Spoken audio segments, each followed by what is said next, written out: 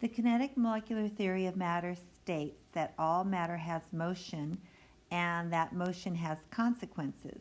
So we're going to look at these consequences in the form of changes of state. They're also called phase changes, going from a solid to a liquid to a vapor.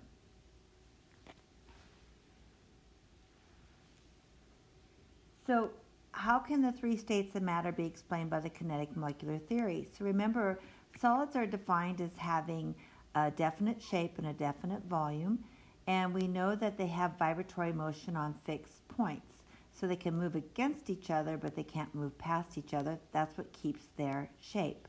Liquids have a definite shape, not definite shape, but a definite volume. And they have vibratory motion on movable points, and they can move around each other, but not really move away from each other. That's why they have that definite volume, but not the definite shape, because they're constantly flowing past each other. Gases have no definite shape, no definite volume. They have constant collisions, random collisions with each other and against the sides of their container. They will take the volume of any container that they're in. So if we talk about their intermolecular forces, remember the forces that hold them together as a substance, and we make this assumption that maybe this solid, liquid, gas is water. So water as a solid has a definite shape and volume. It has a low amount of kinetic energy, and since the kinetic energy is low, the intermolecular forces of attraction that can hold it together as a solid don't get interrupted. So what are those forces? Well, we have dipole-dipole attractive force, and we also have that hydrogen bonding. So remember, hydrogen bonds can form and not break if that temperature is low enough that the kinetic energy is low enough that they can't move around each other. So if it can form and break, then that substance is going to freeze. As we start to add kinetic energy to it, we break that hydrogen bond, and that crystal lattice starts to collapse, and that's what we call melting, and that solid will turn into a liquid.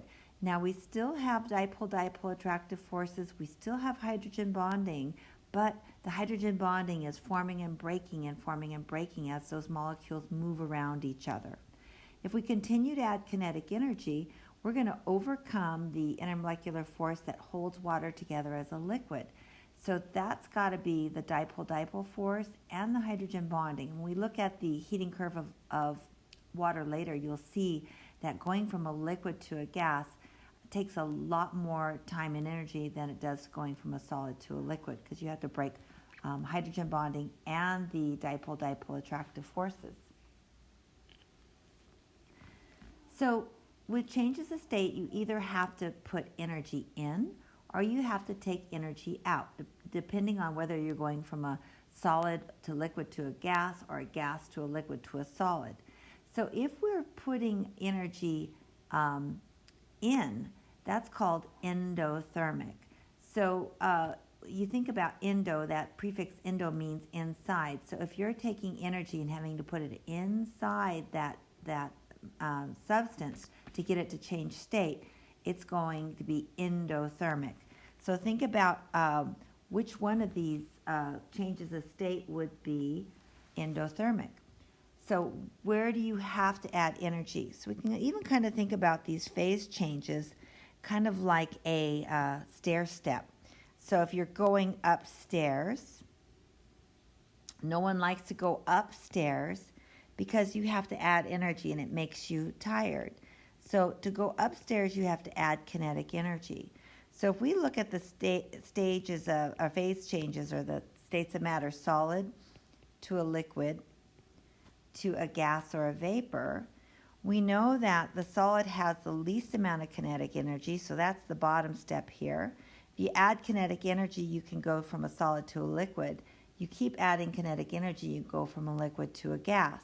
So in order to go up the stairs, we have to add energy. So all of these phase changes would be endothermic. So we know that going from a solid to a liquid, we call that melting. And going from a liquid to a gas, that would be vaporization.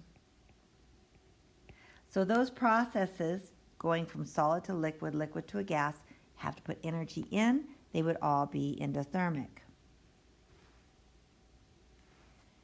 So highlight the changes of state that are endothermic, and you can even look at your little triangle diagram here. Going from a solid to a liquid, right? You have to go from a low kinetic energy to a high one, and that's called melting. Going from a liquid to a gas, you have to add energy in, because this is the highest amount of kinetic energy here. That's the top step in that stair step. That's evaporation or vaporization. And this one here, we don't see these changes a lot in this area. Going from a solid directly to a gas, that's called sublimation, and we'll talk about that, and that requires the input of energy. So all of those would be endothermic. So it would be melting, evaporation, and that sublimation.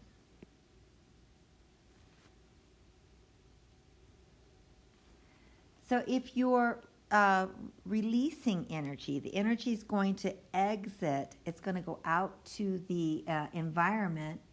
That's going to be called exothermic, and that prefix exo means exit or outside.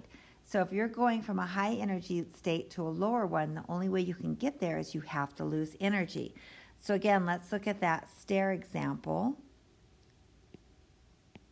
And going from down the stairs from a gas to a solid or liquid to a solid. So in this case, we have gas, liquid, and solid. And in order to go from a high energy state to a low energy state, we have to lose kinetic energy. So everybody likes going downstairs because you don't have to put the energy in. You're just going to release that energy as you go down. So going downstairs isn't a problem. So the phase changes there, going from a gas to a liquid, that's condensation. And we'll talk about the real definition for that. Going from a liquid to a solid, we know that as freezing. So in these changes, going from a gas all the way down to the solid, these are exothermic. You have to lose energy. So we go from an area of real high energy to an area of low kinetic energy. The only way you can get there is you have to release that energy. And where does it go? It goes to the outside surroundings. It exits, and that's why it's called exothermic. So look at those changes of state that are exothermic. You can see it from your little diagram here. If you're going from a high energy state to a low energy state, you have to lose energy. So going from a gas to a solid, that's high to low. That would be deposition. We'll talk about that. Going from a gas to a liquid, that's high to low. That's going to be condensation. And going from a liquid to a solid, that's going from a high to a low, and that's going to be freezing. So the ones that are exothermic here are the freezing, the deposition, and the condensation.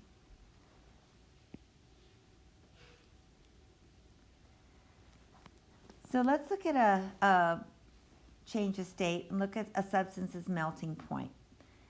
We know a substance can melt when we have enough energy to overcome the intermolecular forces that hold that substance together as a solid. So for water, that intermolecular force of attraction is going to be the hydrogen bonding. So the temperature at which the forces that hold the crystal lattice together as a solid are broken, and the solid turns into a liquid. So if we think about that crystal lattice with water, remember we said that the hydrogen bond causes those molecules to spread apart from each other in this very, very orderly manner. Once we start to add enough kinetic energy that those molecules, water molecules, start to vibrate, they break that lattice, the lattice collapses, and that's what melting is. Vaporization is the process by which a liquid changes into a gas or vapor. So there is a difference. People use those terms interchangeably, But a gas is something that is gaseous at normal temperatures. A vapor is something that was a liquid at normal temperature, and you had to add energy to get it to change into the gaseous state. So things like the diatomic molecules are gases. Water is a liquid at room temperature. We have to add energy to get it to go into water vapor. You never hear me say water gas. It's always water vapor, but you wouldn't say hydrogen vapor. We say hydrogen gas. So that's the difference. If that addition of the energy is slow, the vaporization is only going to occur at the surface of the liquid, and that's what evaporation is. So the IMF that needs to be overcome in order for water to change from a liquid to a vapor. So think about that. If we're talking about water, what's holding it together as a liquid? Well, we have two forces. One of them is your dipole-dipole attractive force, and the other one is hydrogen bonding. We see the hydrogen bonding has to be formed and not broken in a solid, but with a liquid it's forming and breaking and forming and breaking. So vaporization, again, think of the surface tension. Why do the molecules at the surface go first in evaporation? So remember, what's happening at the surface that's not happening beneath. So remember, a water molecule beneath the surface has IMF in all directions, up, down, back, forth, left, and right. When you're a molecule at the top, you have less IMF. You have the attractive force left and right, back and forth, down, but not up. So the guys at the surface have a lower amount of IMF, and they're easier to remove.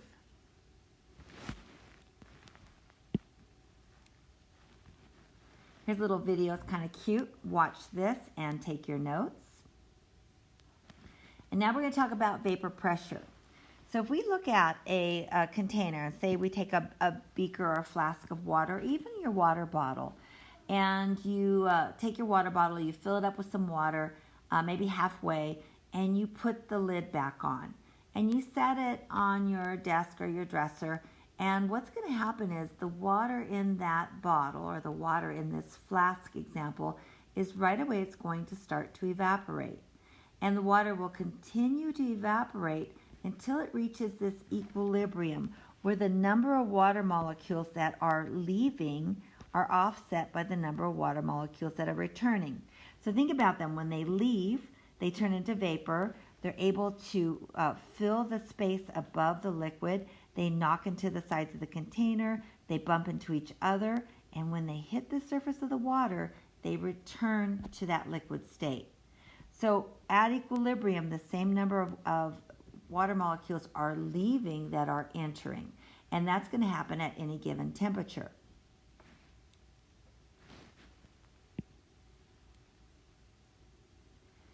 So vapor pressure is the pressure that is exerted by that evaporating liquid back on the surface of the liquid. So remember, we said that pressure was a force over area, and force we said was a push or a pull. When we talk about gases, it has to do with the number of collisions. So when we get to a certain point where the molecules are colliding against each other, they're colliding on the walls of the container, and they're also colliding with the surface of the liquid, that's the pressure. So every liquid has its own certain vapor pressure at any given temperature. So without opening the container, what could we do to increase the rate of evaporation? Because we know if we took this lid off, then the water molecules are going to be able to exit and go into the atmosphere, and this water would evaporate until it was completely gone. But if we can't take the lid off, but we want to have more water molecules above the surface of the liquid, what could we do? What we'd have to do is we'd have to add kinetic energy. We'd have to heat it up. And so say we put this on a hot plate and we started to increase the temperature. So instead of being at room temperature, which is about 24 degrees Celsius, so we say we go from 24 degrees to maybe 80 degrees. What's going to happen is now more water molecules are going to exit the liquid, fewer are going to return until we get to a point where there's a new equilibrium. But that new equilibrium will have many, many more water molecules above than it had before, which makes your pressure increase. So your vapor pressure is going to start to increase. And if we kept adding energy, one or two things would happen. Either this cork would blow off because so much pressure is in that container, or the container itself would shatter. So that's why you never heat a sealed container. So think about a liquid with a low amount of intermolecular forces. The force that's holding it together as a liquid. If we don't have a lot of those, would it have a high vapor pressure or a low vapor pressure? So let's think about that. So remember, if you've got water and water is evaporating, and we know that water has a pretty high amount of intermolecular forces. So at 24 degrees Celsius room temperature, we get a certain amount of water molecules that are entering and leaving at equilibrium. So water at room temperature has a certain amount of vapor pressure. Water has a lot of IMF. So let's think about something like alcohol. Alcohol is nonpolar, has low amounts of IMF. So there's not a lot of force holding alcohol together as a liquid. So that means it can evaporate very, very easily. And that's why if you put rubbing alcohol, you notice your hand sanitizer that we've been using, you rub it in your hands, it evaporates really, really quickly. Whereas if you put water on your hands, it would take a little bit longer. So at 24 degrees Celsius, if we were looking at alcohol, we would see that many, many more particles are able to escape at that same temperature. So at equilibrium, we have more particles above the surface of the liquid than we do at equilibrium with the water. So that means that since there's more particles, what does that do to your pressure? It causes a high pressure, increases your pressure. So if you have low IMF, it's easier for you to evaporate. You're going to have higher vapor pressure at the same temperature as somebody that has low IMF. So now boiling. When your vapor pressure as a liquid is equal to the atmospheric pressure, that means you get to change state beneath the surface of the liquid. And so if you think about looking at a flask or water that's boiling, and if you've ever done it in the laboratory, you have a beaker, and the water starts to boil, and you know it's boiling because you see these bubbles. So what's in the bubbles? Since this is water and nothing else, and water's changing state, what's in the bubbles then has to be water vapor. A lot of people say it's air. Well, it's not air. It's water vapor. So we've had enough energy that this water has been able to change from a liquid to a gas beneath the surface. And that's how boiling differs from evaporation. Evaporation only occurs at the surface. Boiling can occur beneath the surface. But your vapor pressure has to equal the atmospheric pressure. So if you are at 1 atmosphere at sea level, water's vapor pressure equals atmospheric pressure at 100 degrees Celsius. And that's the boiling point of water. So we think about that and what happens when we talk about atmospheric pressure. What happens to atmospheric pressure as you go from a low altitude to a high altitude? So remember, we gave that example of the swimming pool and going from the shallow end to the deep end. At a low elevation, remember, you have this much air above you. That column of air is a lot greater. So at a low elevation, you have high pressure. And when you go up to higher elevation, now we only have this much column of air above us, which means now you have an area of low pressure. So as you climb a mountain, your air pressure is going to decrease. So remember, we said boiling point happens when your vapor pressure equals atmospheric pressure. So down here below at sea level, we have high pressure. So that means our boiling point, our temperature has to get high to reach that vapor pressure. Up here, we have low pressure, which means that the temperature doesn't have to get quite so high to make that liquid reach atmospheric pressure. So your boiling point as you climb up to really, really high elevations decreases. So if you were to go to Mount Everest and you decided, well, I'm going to hard boil some eggs, you would get your water out. You could start your little fire. You could start that water boiling. You could put the eggs in there and they would boil and boil, but they would never cook. Because at a high elevation, your water is boiling at a much, much lower temperature. So remember, you'll start to boil when your vapor pressure equals atmospheric pressure. If that atmospheric pressure is low, your boiling point is going to be very, very low. So you can start boiling water on Mount Everest and you put your hands in it. It's going to be such a low temperature, even though it's boiling, it's not going to be able to cook anything, or it's not going to be able to burn you. So boiling point, your liquid has enough kinetic energy to vaporize beneath the surface of the liquid. So here's your rule of thumb. The higher the vapor pressure of a liquid, the lower its boiling point is going to be.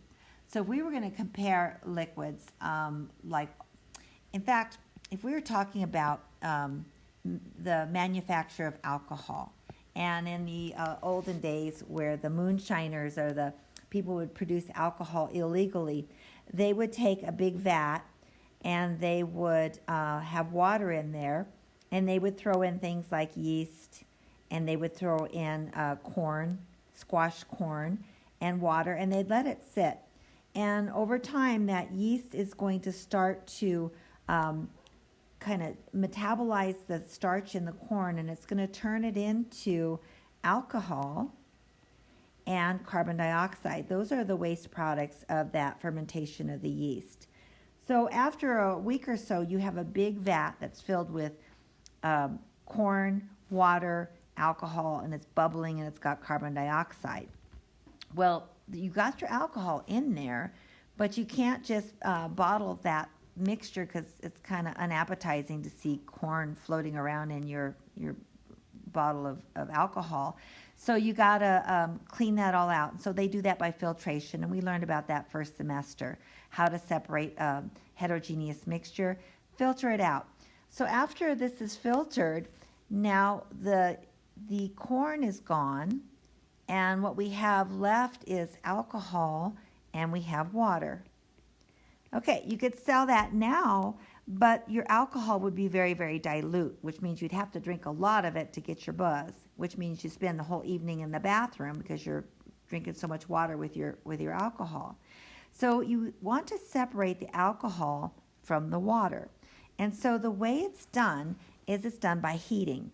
So the hillbillies then would, if they're making this out in the backyard, they make a fire and they start to heat up this alcohol-water mixture. And what they're going to notice is that if they were going to keep track of the temperature, that at about 70 degrees Celsius, this liquid's starting to boil, and they see all these bubbles coming out. All right, and it's going to boil and boil, and what's coming out now, what's boiling, is the alcohol, because remember, alcohol is very weakly polar, has low IMF, and it's going to change state a lot easier than water would. So alcohol is going to boil at a lower temperature than the water. So what they've noticed then is that you got to seal this container off because you don't want your alcohol to get lost as vapor. What they do is then they kind of collect that vapor in a condensing coil, and they have that vapor condense, and then they collect it down the line in a container. So at 70 degrees, all this liquid starts to get formed and caught through this condensing coil, and it starts to drip into this container. And then there comes a point where the boiling stops. boiling will stop, and now the temperature starts to rise. And it goes from 70, it goes to 80, it goes to 90, and finally we get to 100 degrees Celsius, and it starts to boil again. That means all the alcohol has boiled out already, and all we have left is water. So when they notice that the temperature starts to rise, they know that all the alcohol is gone. They know, oh, water's going to come out next, and so they stop collecting, and they cap that off, and then they have a bottle of pure alcohol. So that's how the distillation of alcohol is done. And now we have the freezing point. Freezing is the reverse of melting. So instead of going up the stairs, now we're going back down the stairs. And that's the temperature where the substance is going from a liquid to a crystalline solid. We're at that temperature where you can no longer overcome the forces of attraction that will hold you together as a solid. So for water, that force of attraction is going to be that hydrogen bonding. If that hydrogen bond can form and not break, we're going to form that crystal lattice, and that turns us into a solid. So here's something to remember, that a substance's freezing point and its melting point occur at the same temperature. And when we look at heating curves of water, we'll come back to that. That's something that you should know. So hopefully we did well with this. It's not too difficult. It's stuff that you've seen in your everyday life. And go ahead and fill out your note-taking guide. And we will review this more when we start talking about heating and cooling curves of water.